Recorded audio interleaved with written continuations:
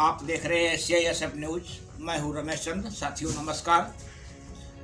और आज हम एक ऐसी चर्चा करने जा रहे हैं जो सरकार का एक अभियान है, बेटी बचाओ और बेटी पढ़ाओ। लेकिन उसके उलट एक घटना से आपको हम जोड़ने जा रहे हैं। वो घटना क्या है कि एक बेटी जिसकी कुछ माह पहले शादी हुई और उसको उसके ससुराल वालों ने प्रताड़ित करके घर से निकाल दिया, सिर्फ मात्र दहेज के कारण। और दहेज ही नहीं, वो चाहते नहीं थे कि उसके साथ उनकी शादी हो। उस वजह से उस घटना से हम आपको जोड़ते हुए और उस बेटी से जानकारी करना चाहते हैं कि आखिर बात क्या है, क्या घटना घटी तुम्हारे साथ। तो आप चर्चा करते हैं, जानते हैं उनकी पीड़ा के लिए। हाँ, क्या नाम है आपका? मेरा नाम सुनीता देवी। आपके पति का नाम क्या है? श्री नंद किशोर। नंद किशोर। आपका मायका कहाँ है? मेका पूर्वा। थाना कहाँ लगता है? थाना नीलिया। जिला पीली। अच्छा। मैं जानना चाहता हूँ कि तुम्हारी शादी कहाँ हुई थी? हमारी शादी ग्राम पड़री में। पड़री में हुई थी। पड़री कौन थाने में लगती है? पड़री थाना नीलिया में लगती है। न्यूरिया में लगती थी। क्या हुआ तुम्हारे साथ? क्या वजह थी? हमारी वजह थी कि हमारे पति को हमारे ससुर की नौकरी की FG मिली थी। अच्छा। वो चाहते थे कि सारा पैसा हमें मिले। अच्छा। हमारे पति की जो सर्विस की पैसा था वो चाहते थे ससुराल वाले हमें मिले। ससुराल वाले चाहते थे? ससुराल वाले चाहते। ससुराल में कौन कौन है? ससुराल में हमारी सास, हमारे देवर, हमारी नंद। अच्छा। और हमारे नंदोई। देवर का नाम क्या है? देवर का नाम भूपेंद्र है। नंदोई का नाम क्या है? नंदोई का नाम श्रीपाल।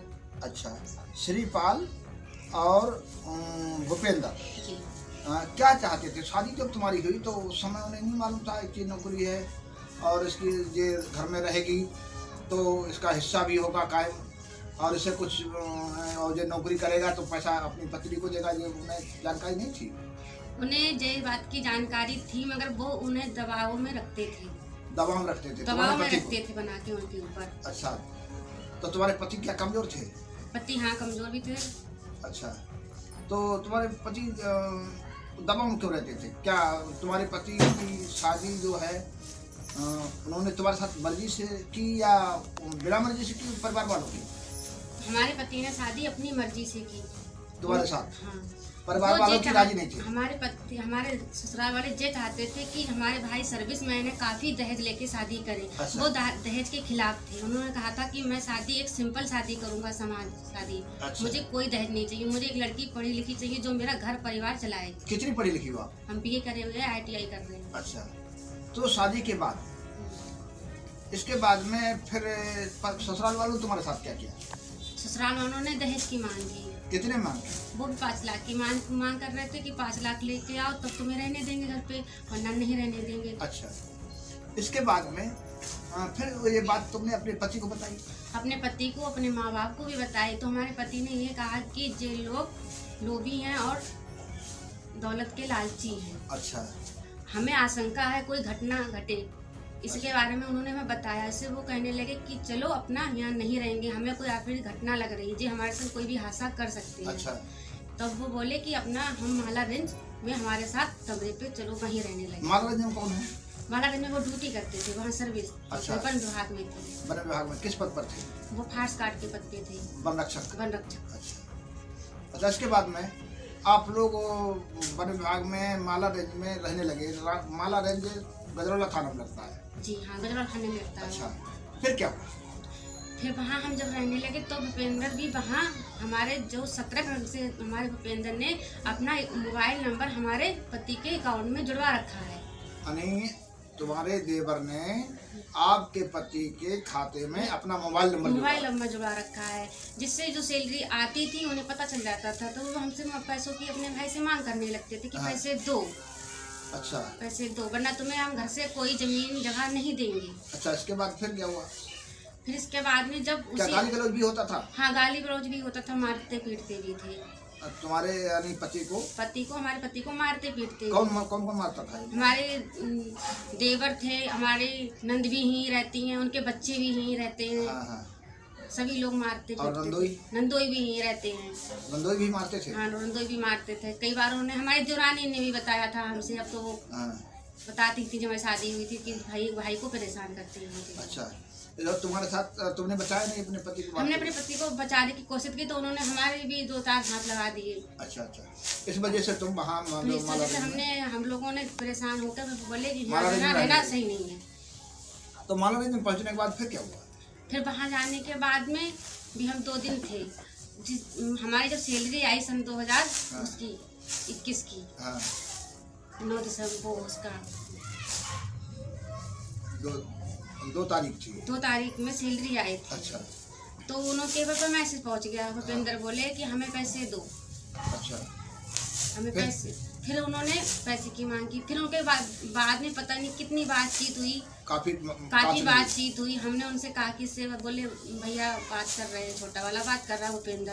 हम क्या बात कर रहे हैं? बोले पैसे मांग रहे हैं। हमने की बोले हम पैसे नहीं देंगे। गाली गलौज भी। फिर वो जब पीलीभीत पैसे निकालने गए वहाँ भी उन्होंने फ़ोन किया। फिर घर पे आ गए, अपने कमरे पे आ गए, वहाँ भी उन्होंने फ़ोन करके उन्हें गाली करना शुरू किया। अच्छा। फिर उन्होंने हमें शाम को 10-10:30 बजे की बात है, हम कमरे में लेट गए जाके। अच्छा। फिर उनकी कोई फ़ोन पे बात हुई। फिर उन्होंने पता नहीं बाहर से कुंदा बंद कर दिया। फिर उन्होंने फांसी लगा दी। सब फांसी लगा ली। इसके बाद में उन लोगों ने तुम्हें जानकारी नहीं हुई फांसी लगा ली? हमें जब जानकारी हुई तो हमने अपने देवर को फ़ोन किया। और वहाँ उस पड़ोस के लोगों को फोन नहीं किया? नहीं, सब हम चिल्लाने के बाद में काफी लोग वहाँ पे इकट्ठे हुए। डिपार्ट भी आ गया वन विभाग का। तो उन्होंने हमारे लिए पुलिस बुला ली। फिर पुलिस के उपरांत आने के बाद में उन्होंने हमारे लिए निकाला, कुंडा तोड़ा हमारे कमरे का, फिर निकाला। फिर उन्होंने तब हमने फिर अपने देवर को फ़ोन भी किया तो देवर भी वहाँ पे आ गए। फिर पुलिस भी आ गई। पुलिस ने लाश को उतारा, पोस्टमार्टम भी करवाया। अच्छा, उस रिपोर्ट में उन्होंने कहा है भूपेंद्र ने कि इन लोगों ने मार डाला। हाँ, जी बात उन्होंने कही, झूठी कहा। अच्छा। इसके बाद में उन्होंने ये भी कहा कि पुलिस हमने बुलाई और तहरीर जो उन्होंने दी है उस तहरीर पहले दूसरी दी और उसके बाद में दूसरी तहरीर देने का कारण क्या था? पहली तहरीर में भूपेंद्र ने ये कहा कि हमारे भाई की कोई कार्रवाई ना की जाए, कृपा करके पोस्टमार्टम करवाएं। थोड़े दिनों के बाद, 8 दिन के बाद उन्होंने लालच में, उनकी दीदी ने, हमारी जो नंद है, उन्होंने लालच लोभ में आगे कहा कि इसको घर से निकालो, बेघर करो। उन्होंने आके फिर बाद में 8 दिन के बाद FIR दर्ज हम पे कर दी। इस बात को हमें पता ही नहीं चला। FIR दर्ज क्यों कराई होगी? इसका कारण क्या होगा? इसके कारण है माने लोभी, लालची कि हमारी भाभी दोषी हो जाएगी, वो जेल चली जाएगी, सारी दौलत हमें मिलेगी। अच्छा, यानी उसका अन्न फंड जितना मिलने वाला है और उसके हिस्से की जमीन है और उसकी संपत्ति जो है वो उन्हें मिले, यानी तुम्हें उसका कुछ ना मिले। तो आप देख रहे हैं कि इस बेटी के साथ क्या हो रहा है। ये बेटी बचाओ और बेटी पढ़ाओ के अभियान का उलट घटना है और इसके लिए घर से बेघर करने का एक कैसा नजरिया अपनाया है, कैसा रास्ता अपनाया है कि इस पर झूठी FIR दर्ज करा के इसे जेल पहुंचाना चाहते हैं। इसका जीवन, एक तो इसका पति गया, जीवन बर्बाद हो गया। इसके बाद ये बेसहारा हो गई, विधवा हो गई। विधवा होने के बाद में भी फिर नरपिशाच, दहेज के लोभी, संपत्ति के लोभी इसका पीछा नहीं छोड़ रहे हैं। पुलिस क्या कह रही है इसमें? पुलिस कह रही है हम छानबीन कर रहे हैं। अच्छा, उनका कहना है हम छानबीन कर रहे हैं। पुलिस अभी जांच कर रही है। कोई निर्णय नहीं हुआ है। फिर एक दिन भूपेंद्र ने, हमारे नंदोई ने हमें घर में आके कोई बहाना से हमें लेके गए। बोले भाभी तुम्हें नौकरी के कुछ कागज बन रहे हैं। तो हमें वहाँ लेके गए कचहरी। वहाँ हमने देखा स्टाम्प पेपर हमसे लिखवा लिया। वहाँ उन्होंने वकील साहब से स्टाम्प पेपर लिखा है, सारी जमीन मालिकाना हक स्वर्गवासी पति को हमें दे दो। अच्छा। तो हमने उस पे साइन नहीं किया। हमने उसको पढ़ लिया। हमने कहा ये तो गलत है। पढ़ी लिखी है तो हम पढ़ी लिखे। हमने कहा ये तो गलत है। आपने हमें से कहा था कि भाभी नौकरी के कागज यहाँ पे बन रहे हैं। धोखाधड़ी की। हेमराज जी, अच्छा, कौन गांव आपका है? बसंतापुर। पूर्वा बसंतापुर। अच्छा, थाना कहाँ लगता है? नोरिया। जिला पीलीभीत की। यानी ये अपने घर पे बैठी हुई है। तो मैं इसलिए आया था कि आपकी बेटी के साथ जो घटना घटी है, तो आपकी बेटी की शादी कब हुई थी? दिसंबर में 9 तारीख। हाँ, दिसंबर में 9 तारीख यानी 2020 में 2020 में शादी हुई थी। इसके बाद लड़की विदा होकर उनके घर गई। तो क्या कारण रहा जो लड़की? उनके सास और उनके देवर और जो परवल जने हैं नंद। देवर कौन? भूपेंद्र। अच्छा, और नंद कमला देवी और नंदोई श्रीपाल। अच्छा, क्या कहते थे वो जो कहते थे शादी करोगे तुम सर्विसमैन है। हाँ, लड़का। हाँ। तो वे जो कहते थे कि वो दहेज मांगो इनसे। कितना?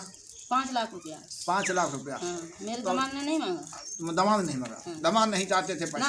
उन्होंने कही मेरी तो सर्विस है, मुझे क्या करना, मुझे अच्छी लड़की पत्नी चाहिए, पढ़ी लिखी। ठीक। इसके बाद में फिर वो अपने घर पे चले गए। रहते थे, हमने अपने कब्जा अनुसार दहेज दिया उनको। अच्छा, इसके बाद में फिर वो वहाँ से चले क्यों आए? वहाँ से उनका दबाव बनाते थे कि वो 5 लाख रुपया दो, नहीं हमें सर्विस में हिस्सा दो, या हमारी सब संपत्ति हमारे नाम कराओ। अच्छा, इस बात के लिए झगड़ा भी होता था? झगड़ा होता था वहाँ। मारपीट होती थी? मारपीट होती थी। मेरी लड़की मुझे बताती थी, बेटी मेरी। अच्छा, इसके बाद में फिर वहाँ से वो लोग चले आए क्या? चले आए, रहते थे ना घर से। वो चले आए थे, फिर वे अपने वन विभाग चले गए। वन विभाग में जहाँ नौकरी करते थे? हाँ, मालारंज में नौकरी करते थे। फिर उनकी सैलरी भी आई। हाँ। मुझे तो बाद में ये बताया कि सैलरी आई। वो लिखाने गए वहाँ। हाँ। तब उनके भूपेंद्र ने फोन किया कि मुझे पैसा की जरूरत है, उसमें से मुझे पैसा दीजिए। अच्छा। उनने मना किया। अच्छा। फिर उनकी शाम को उनमें पति नहीं, उनमें क्या क्या झगड़ा हुआ। फोन पे कहाँ सुनी हुई? हाँ, कहाँ सुनी होती थी फोन पे। फिर लड़की को मेरी, उनने कहा कि मुझसे पूछा किससे बात कर रहे हो, तो उनने कही मैं भूपेंद्र से बात कर रहा हूँ। भूपेंद्र कर रहा है मुझसे बात, भाई छोटा। तो क्या कह रहा है कि वो पैसे मांग रहे होंगे या सैलरी आई अपनी। तो वे बोले कि ऐसा है, सुबह बात कर लेना, बात कम करो, खाना उना खा लो। इसके बाद वो उनने कही नहीं, इसको तो मैं बात अभी करूँगा इससे। अच्छा। उस लड़की को उनने कुंदा के अंदर बंद किया, उन्हें आत्महत्या कर दी। अच्छा, वो देवर ने उसे प्रताड़ित किया, इस वजह से आहत होकर उसे खिन्न होकर परेशान होकर के यानी बार बार फोन करने से परेशान होकर उसने आत्महत्या कर ली। आत्महत्या की। अच्छा, इसके बाद में क्या हुआ? वो लोग जंगल वाले आए, जब लड़की अंदर थी उसने देखा वहाँ कि मेरे पति किमार क्यों नहीं खोल रहे हैं। तो उसने धक्का उक्का मारा होएगा, शोर मचाया। वहाँ फिर वो वन विभाग लोग आई निकाली। अच्छा। और फिर लड़का वैसे ही टंगा था।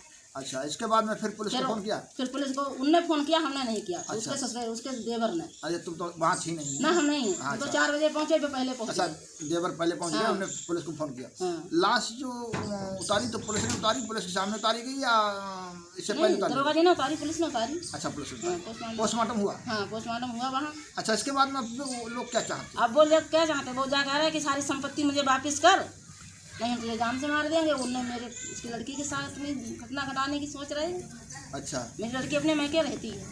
अच्छा, वहाँ नहीं आने देते, वहाँ डर की वजह से वहाँ नहीं। अच्छा, इसके बाद में ये जानना चाह रहा हूँ, आखिर इसके बाद में फिर FIR दर्ज हुई आप लोगों के खिलाफ? हाँ। तो उसने तहरीर इससे पहले दी तो उसमें कोई यानी जिक्र FIR करना किसी को मुलजिम नहीं बनाया गया था? हाँ, वहाँ पे नहीं बनाया।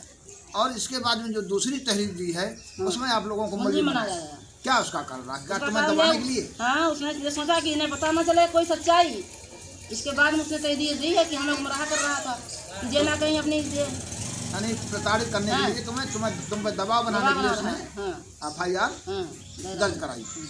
इन पर, इस पीड़ित परिवार पर दबाव बनाने के लिए एक जालिम नर के साथ दहेज लोभी ने झूठी FIR दर्ज कराई है, जिससे बेचारे दर की ठोकरें खा रहे हैं। मैंने सुना आप लखनऊ गई थी? हाँ जी, लखनऊ गई थी। हाँ, लखनऊ गई थी। ये रिपोर्ट लखनऊ की है या इसका आखिर जिम्मेदार कौन था? नहीं, तो वो तो लोग प्यार मोहब्बत से रहते थे। दोनों प्यार मोहब्बत से, कभी उनका झगड़ा नहीं हुआ, किसी प्रकार का झगड़ा नहीं हुआ। अच्छा, इसके बाद में उसका भाई जो था, तुम्हारे बहनों का भाई था, उसका क्या रोल था इसमें?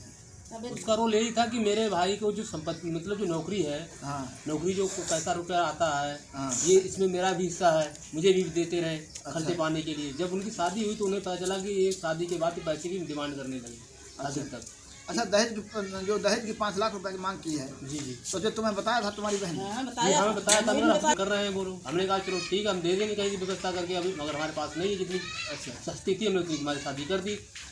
अच्छा, इसके बाद में हमें जानना चाह रहे हैं, तो आपने ये भी एक आरोप लगाया है कि उसने तुम्हारे जो बहनोई थे जिनका नाम नंद किशोर था, और नंद किशोर के जो सर्विस आती थी, जो बैंक खाता था, जिस खाते में जिस बैंक में पैसा आता था, जिस खाते में, उसमें उसने अपना नाम जुड़ा रखा था। हाँ, अपना नाम मतलब अपना नंबर, मोबाइल नंबर दे रखा था, अपना मोबाइल नंबर दे रखा था। उसमें जुड़ा जब भी सैलरी आती तो उसके पास मैसेज जाता था, उसके पास मैसेज चला जाता था। इतना सातिर आदमी है।